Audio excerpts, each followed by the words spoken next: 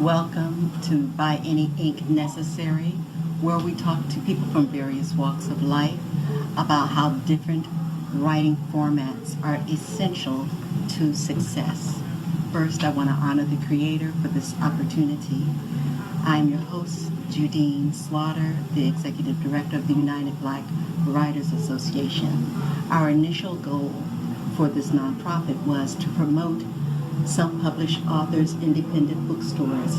However, with the close of so many large and small bookstores, the goal has refocused because everybody has to write.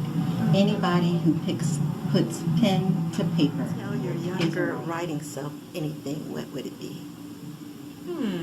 I love that question because what just popped up is being a freshman at Dartmouth College in my writing class and feeling totally stressed out about the creative writing process. And my professor was just like, you're holding back, you have to just don't be afraid to make mistakes. And yeah, freshman Madea was afraid to make mistakes. So I would just tell her to just be, which is what I always receive, when things are rough. Just be. You're enough, Write it as you see it. Write it as you feel it. It is valid. A consultant. It's your experience. And on my business, we have two sides of the house. We have the side that deals with marketing, business development, helping entrepreneurs to grow their business. The other side is where we deal with youth development, employment development, getting people prepared so that they can be confident in the interview process, teaching them what it's like, how you can read the interview, how you can read the interviewer, how you take control without even letting the interviewer understand that, helping you to understand what is required to prepare in terms of researching the company. What are some typical questions you might receive? What are some questions you should ask? You should never go to an interview and not have questions of your own, because too many times people get lost in the fact that the interview is a two-way process. The employer wants to understand, are you the right person for them? But you as a candidate want to understand, is that the right place for you to be? There's nothing worse than going to a job with an organization that you just don't want to be in. And so I'm the guy, my company gets you ready for Thurman. So when he makes the connection, you can walk through the door with confidence, understanding the process, what to expect, and be confident in your ability to deliver the right responses so that you can be identified as the ideal candidate. And that's my consulting side. And then on the writing side, on the creative side, we have Palmer Publications where we just write short stories, poetry, songs, screenplays, things of that nature. Okay. And so, Thurman, do you have to do any writing for your... Yes, we have to do a lot of writing, and that's not my strong suit. I always tell people, that's not my area. So Gloria Shiver is basically a writer, but we do have to write proposals. We got to write scripts for the competitions, and always for sponsors and donations we have to do writing. So not so much in the book form, but I always say the asking phase. In the marketing. Marketing. Because I heard you say you originally started in marketing. I thought for sure you had a job in STEM. No. I'm basically an entrepreneur. Do you remember Bewitched? Yes. You remember what her husband did? Darren Stevens, he was an ad developer. There you go. Oh! So in my fifth grade, he used to come in every day with the newspaper, talked about business and stock, and then he told me to watch Bewitched. And then that's Your when father. Huh? Your father. No, my fifth grade teacher. Oh, your fifth grade teacher. Ever since fifth grade, I knew I wanted to be in PR and marketing. Oh. And so when he come with the article about the stock market and read the paper, then he told me to watch Bewitched and talk about marketing, how companies, how they build their company. Yes. They need ad agencies. Yes. And so I was very good at working with people in the classroom because I played sports. So I was always trying to recruit people to come out and play kickball. All right. So that's where I got my bug from that fifth grade teacher and looking at Bewitched. Oh, that is wonderful. What was an early experience where you learned that language had power? Oh, wow. I guess I would have to credit my father for helping me to understand the power of language. He used to always, he had many quotes But there was one he would share all the time that stuck. And he would say, you must learn the language well or you will not have success. You must learn the language well or you will not have success. And he hammered that into his children while we were growing up. And so that was my first introduction to how powerful the written word and language in general is. What kind of research do you do? And how long do you spend researching before you started this book? I'm always researching. Always, because I'm a blogger and I use Facebook mainly for blogging different content. And so I'm always researching different things before I choose to discuss them. For this book in particular, it was as I went type scenario. I'm not the typical author. I went 9 years in school, so I never completed the 9th grade. So, I went back, I got my GED, I put myself in, community college and all of that. But my formal years, so I didn't get all the writing content I would imagine that most authors do. So it was more a book of passion for me than the outlines and the ABCs of writing a book. And so when I sat down to write the book, I sat down with a clear mind and I just started to write. And so when I got to certain places in the book where I knew I needed to research, that's what I did. I paused and I took the time to research what I needed to and brought that information back into the book at that moment. So that's how it We're a publication that's been around since 1995, and we started in paper. And we started as an annual publication, then went biannual, then went completely color, and then we went completely green, meaning completely online in 2012, partially because of the recession and partially because of the changing reading habits. Because paper is dying. As much as we would like to think it's going to be around, I mean, it's just literally dying. So we're completely green now. We're on the web. And people get subscriptions for free, and we send them the issue every other Thursday at 11 a.m. Okay. And we're also on Facebook. And Facebook, of course, is just another avenue for us to reach people. And we always ask people to like our page because, like we were talking about earlier, it gives us more power to do things we want to do. In addition to that, we have a charity. It's called the Port of Harlem Gambian Education Partnership. And I emphasize the word Gambian because Gambia is our country of choice.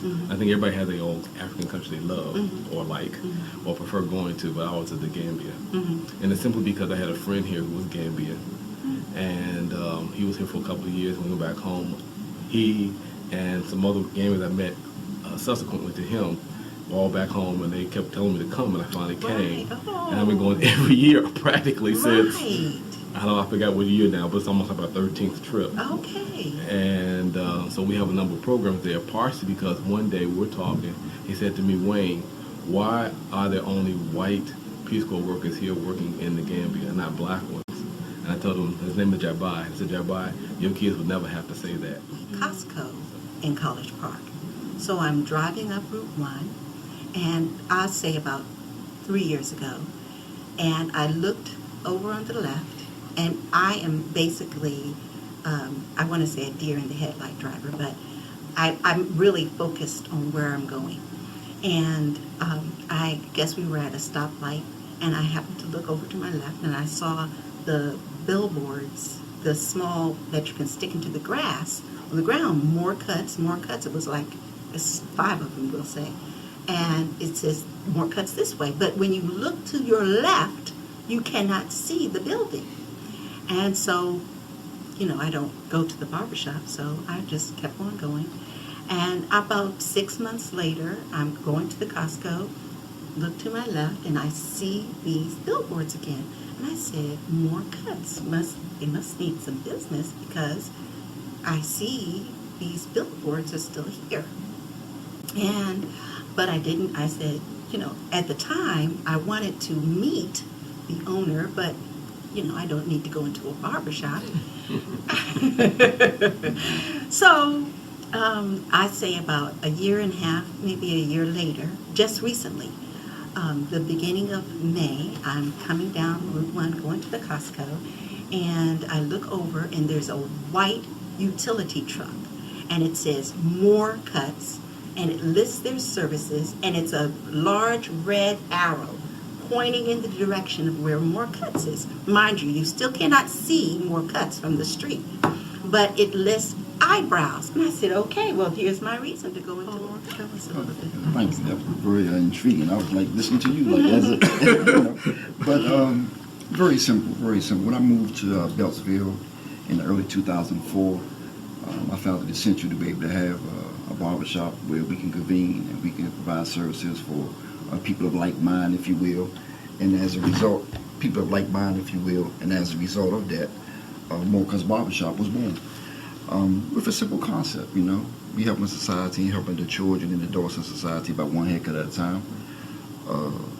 You know, we advocate being effective members of the community. We volunteer a lot of our works and our services at the Boys and Girls Club, the police station, National Night Out, things of that nature.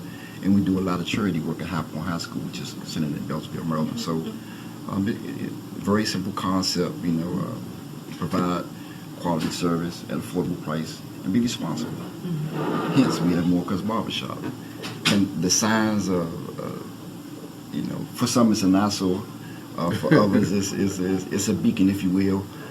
I've caught a lot of flack about the signs from other barbers and other hairstylists and, you know, other business owners. Well, if he can do it, I can do it, you know, so I kind of started a trend. You know, the county came out, you guys can't do this.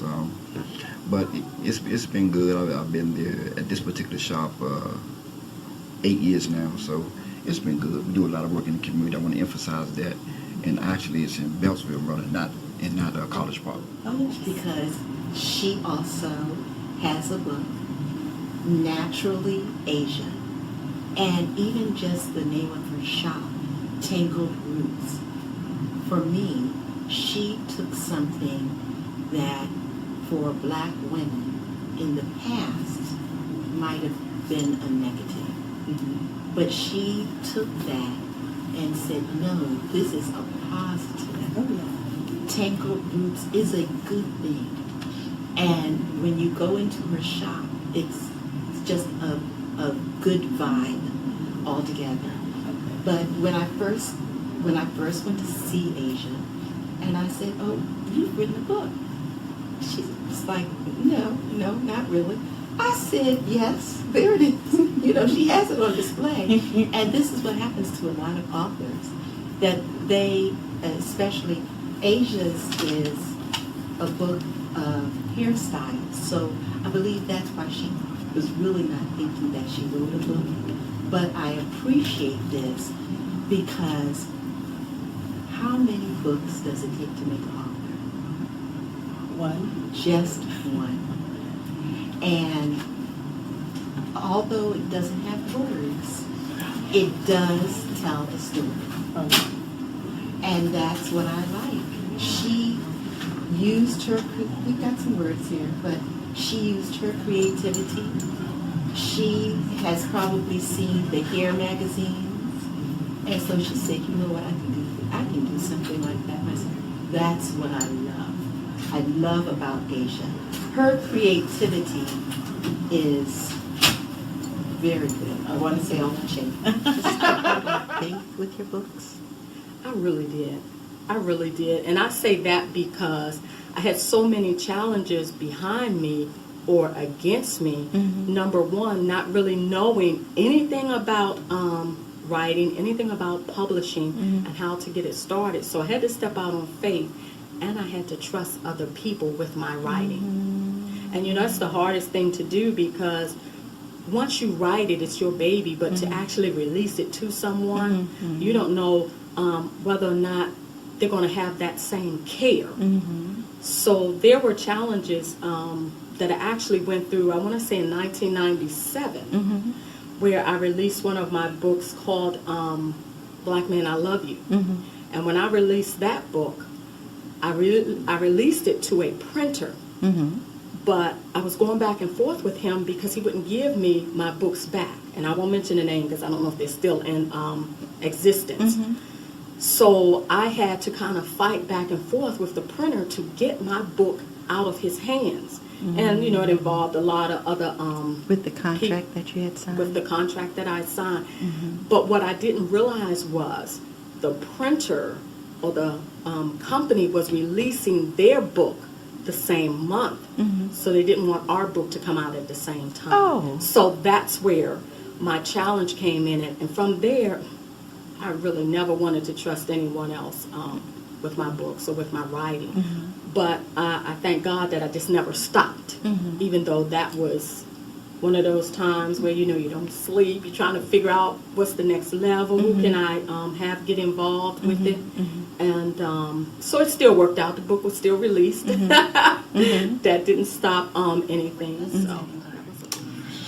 Wow. Entrepreneurially or just on the journey? On the journey. The first lesson is that freedom ain't free. In the word freedom is the word free, but it's not free. You got to put in many hours, a lot of dedication, learning your craft, mastering your craft. You have to have tenacity and perseverance, and a word. My father used to always say when I was growing up, you got to have grit, G-R-I-T, you got to have some grit. You got to, when times get tough, you got to stick it through. So that's one thing. The other thing is really learning your why. Why are you really doing this? Because during the hard times, that's what's going to keep you going.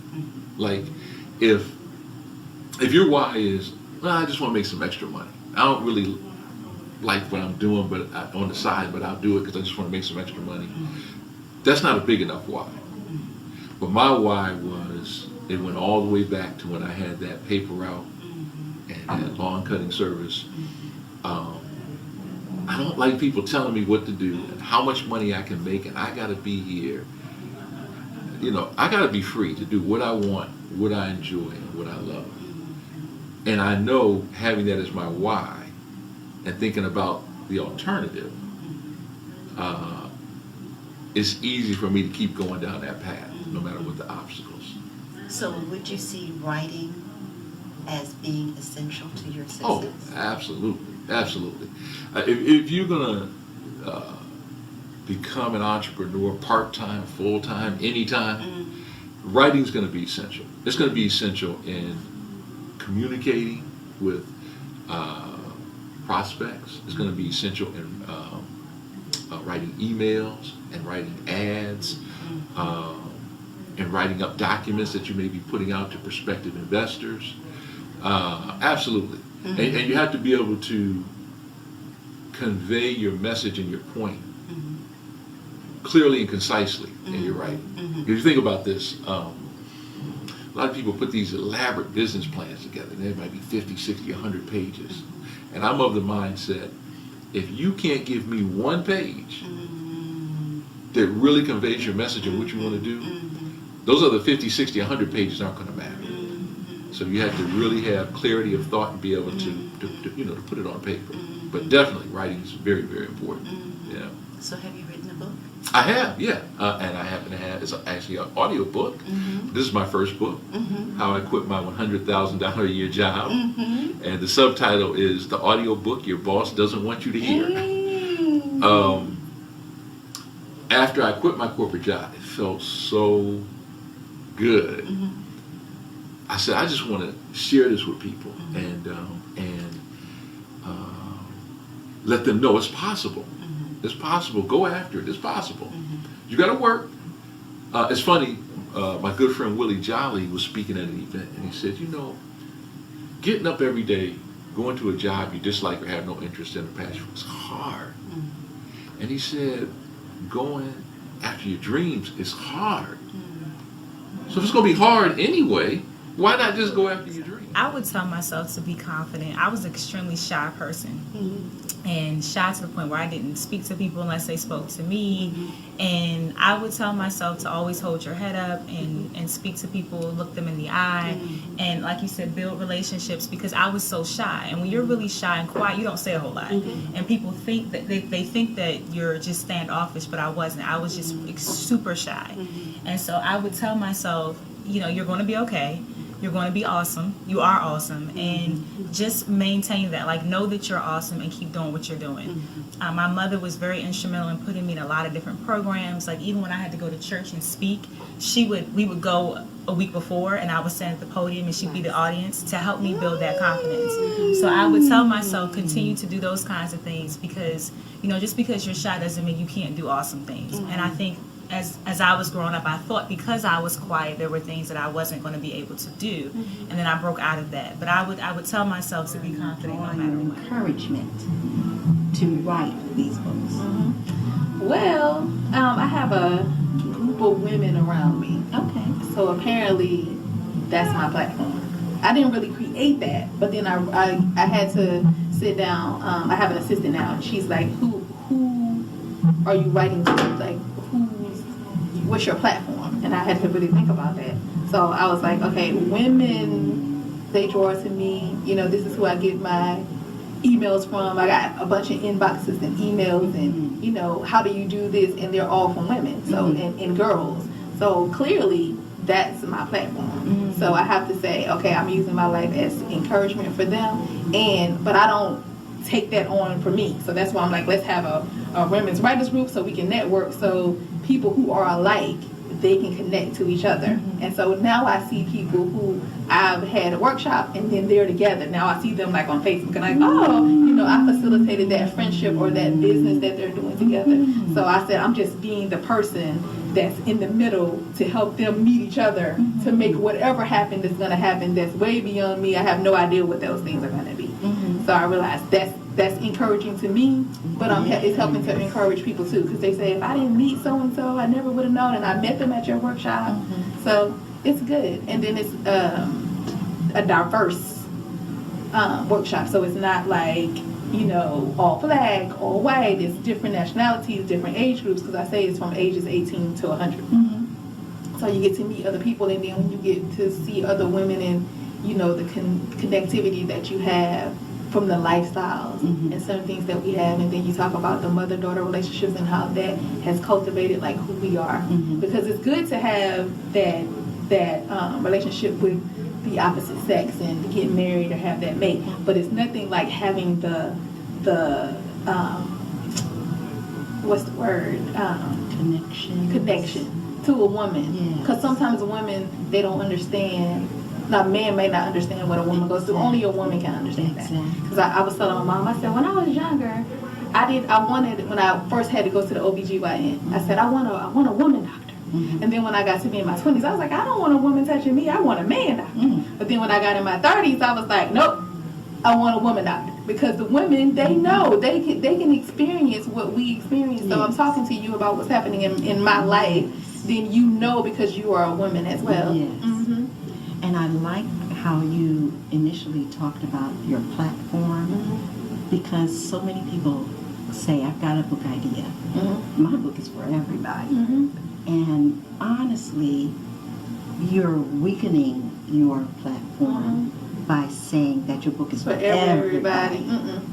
But you strengthen your platform by narrowing it. That's true. To, like you say, to women. You know, if you wanted to say, be even more specific, you could.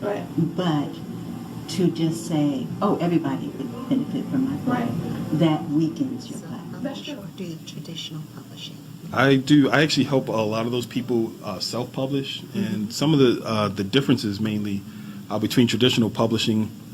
You know, I get asked a question a lot about what's the difference between traditional publishing and self-publishing, and usually with a traditional publisher, usually that publisher is going to pay the bill to have that book printed. A lot of times, depending on, a lot of times the traditional publishing, it's almost like getting a record deal. It's very difficult to do. It's not something easy. You can have a great book and still not have a traditional publisher want to do it. They turn down way more books than they accept. And so the self-publishing realm is really open for anybody and everybody. And so I tell anybody that you don't want to wait for someone else to tell you your book is a viable book. And your book does not have to be a bestseller to make you money. And so if you have a book, if you decide to commit to it and you get it out there, I mean, you can use a book like I talk about all the time to just promote your business. And even if it gets you 1 client or 2 clients or 10 clients, I mean, you're making money from that book. And it doesn't have to be a bestseller. It doesn't have to go in all the bookstores to really do well and grow your business. So with self-publishing, how do you know? Now, there are different types of self-publishing. So, to my knowledge, it is the ISBN that tells the bookstores who published the book. Is that correct? The ISBN is kind of like a social security number for a book. Yes. That's probably the best way to explain it. And a lot of times they are procured through the publishing company, and they just follow the book. So again, I'm kind of a big proponent. Not every book has to go through the traditional method or means to be successful. And again, with putting an ISBN on a book is really great. Mostly it's for cataloging, for really keeping track of books that are going to be sold through stores and through Amazon and things of that nature. Again, not every book needs to do that. So again, I think people who are watching needs to understand what do they want their book to do, what do they need their book to do.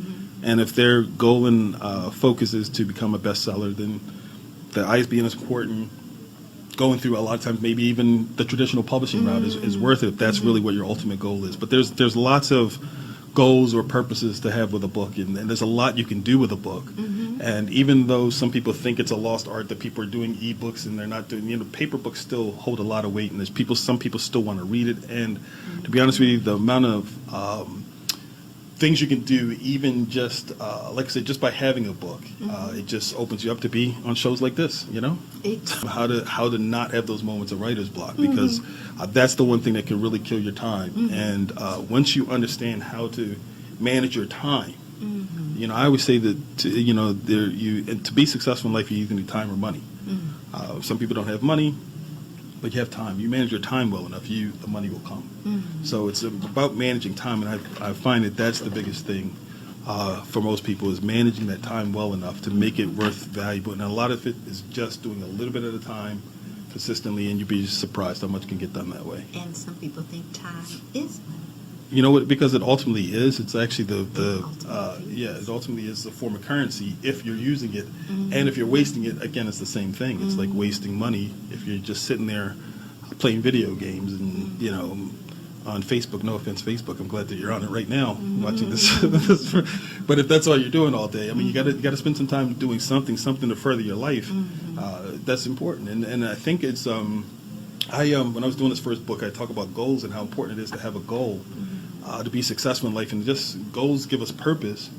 And if you have a purpose, I mean, our goals and our purpose wake us up in the morning. It gives us something to do every day. So if you're working on a book, that's a goal. That's a purpose. You have something that you're looking forward to doing. And so I always, help people focus on that. You got to focus on the goals and focus on what you're trying to accomplish or achieve and how important that is. And I think, like I said, it helps you get through that process. So. Books can also be a legacy. Oh my God, yes. Because you know what? Books don't die. Now, let me ask you a question. Judine, when was the last time you threw a book away? I don't throw books in the trash. Guess what? Secret I'm revealing here. Most people don't. People don't throw books away. They may gift them. Yes. They may give them away to somebody or pass it on after they read it. But that's like you said about legacy. When you write a book, books don't get thrown away. So your legacy lives forever. And to be honest with you, I'm going to tell you that's also another reason why I'm a big proponent for business books, because if you have a business, there's no type of advertising or marketing that you could do one time and it lasts forever. But if you have a book with your business name on it, then guess what? That doesn't get thrown away. An entrepreneur survive on one activity alone? If not, would a book complement your other jobs? That's an interesting question, because my work as an entrepreneur involves many activities. So it's mind, body, spirit work, so it's We do the cooking in the kitchen. You know, we look at the lifestyle strategies. You know, we look at physical fitness. So for health and wellness, because it is a lifestyle practice, I don't know if that's a one activity entrepreneurial pursuit. It is not. And I'm trying to think of an incident where that would be, where one could do just one thing. No, I think being an entrepreneur is it is a multifaceted job, especially if you're starting off with, very little capital. You got to be doing the marketing, you got to, promote, you have to show up and network. You're producing a product, you're the creative. So for me, that's been my experience. It's been everything. The CEO from top to bottom, the accountant. So, eventually if you want to grow though, you have to find where is your sweet spot in the business, Right. so that you can then delegate those tasks onto other people. I mean, that just goes with growth. How many hours a day do you write? No, that changes. So I was writing more when I was writing the blog more often, more for my business. But actually, I write every day because I keep a journal. And funny enough, in my journal, I pull a lot of that material for the blog. From your journal? From my journal, yeah. For me, journal writing, I do automatic writing. I don't know if you know what automatic writing is. Free flow. Free flow, in the sense of getting messages from Holy Spirit through writing. So sometimes my hand is just literally going, and I don't necessarily remember everything, so I always have to go back and read, and I'm like, what? I got that. And I, communicate with my non-physical guides, my spiritual guides, very clearly, like, I need a message about this. I'm not clear on this. Can you help me? And there you go. Funny enough, I'm writing it out. So for me, that is my clear connection with spirit. Days. How many hours of the day do you write? So now I write more for education. So I'd say maybe about 2 hours a day, if I can get to my computer. Because you're creating the presentations. I'm creating the presentations. Right. I just finished a class called Culturally Reflective Instruction at McDaniel College. It was an online class. So there was a lot of writing for that. Like, I had to write a lot of reflection pieces. Okay. I had to read a lot and write about how this relates to the school that I'm in. So that was a lot of work. And then the final project was a presentation. So there's a lot of writing that goes into that. I love to write for fun, but I noticed that when you're doing the kind of things we're doing in education, where you're trying to do presentations and talk to people about things, sometimes you don't have time to write for fun. Right. So a lot of it has been looking at what I want people to get from presentations and pulling the resources together and writing about that. So I feel like the writing I do for Porter Parlor, like, I'm going to write an article. I have an article due in August. It'll be a health and fitness article. Okay. I do write the health and fitness pieces for Porter Parlor. So I've written about my dad's heart condition. This upcoming article I'm going to write is going to be about my mom's diabetes and how she stays fit and active and the challenges of being a woman with diabetes. That's what I'm going to write about this time. Okay. But I've written about Go-Go Fitness, which is my sister's fitness company that I'm a part of. So I wrote about that and how it's a new wave of fitness and taking DC's homegrown music and getting fit off of that. I wrote about that. So I love to write about fitness, but I don't have as much time to write because I'm doing the education. Fitness is just as important to me as education. So I feel like when I'm writing now, I'm writing more about equity and race and social justice and all those different things. I've done like guest blog spots and things like that. So I think it helps though when you're writing for fun. You are honing your craft. Yes.